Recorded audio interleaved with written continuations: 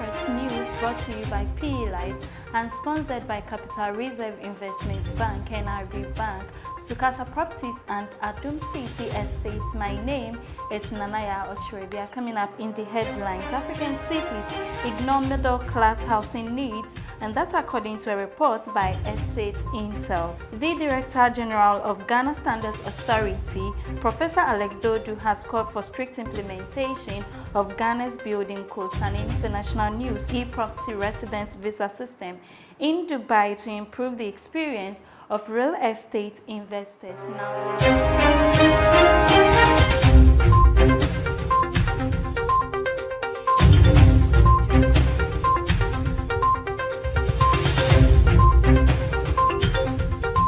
Now the news in details. African cities ignore middle-class housing needs report.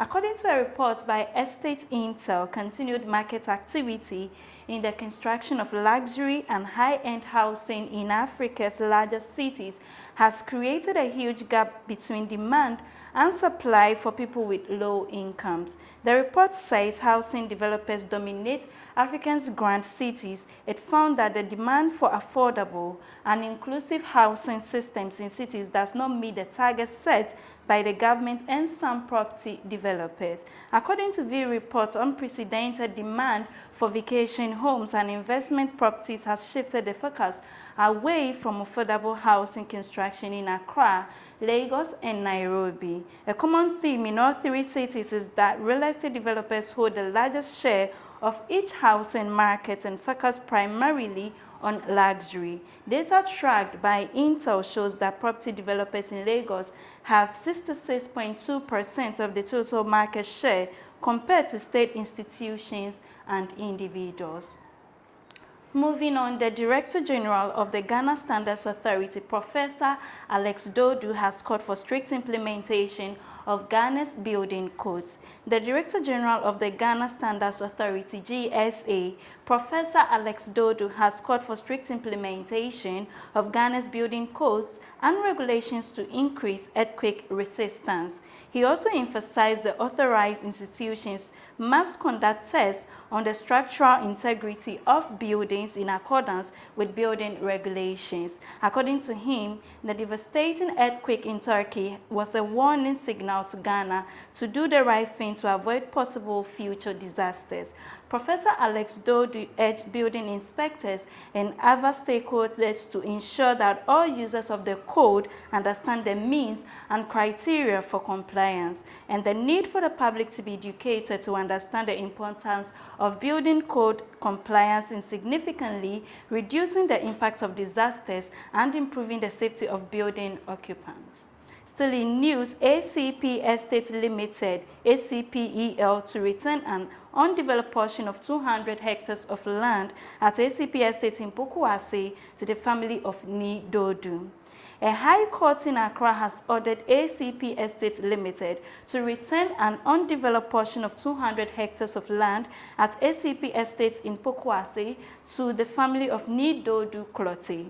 This was after the court found that the company violated the contract with the family to develop the 600-hectare land. In a ruling earlier this month, the court ordered the property company to pay the family 200,000 cedis in damages and the breach of contract costs. The court, presided over by Justice Kwame Jamefi Osei, found that ACPEL failed to meet its obligations under the joint venture agreement JVA signed with the family on October 22, 1991 to provide the entire 600-hectare site with access roads and drainage, electricity, and water. Since ACPEL violated obligations arising from the contract, the courts found that the collective agreement was not enforceable and therefore it was declared invalid, and all non-building plots in the 200 hectares of land given to the company by the family under the contract were returned. Please stay with us as we go for a short break. We'll be right back.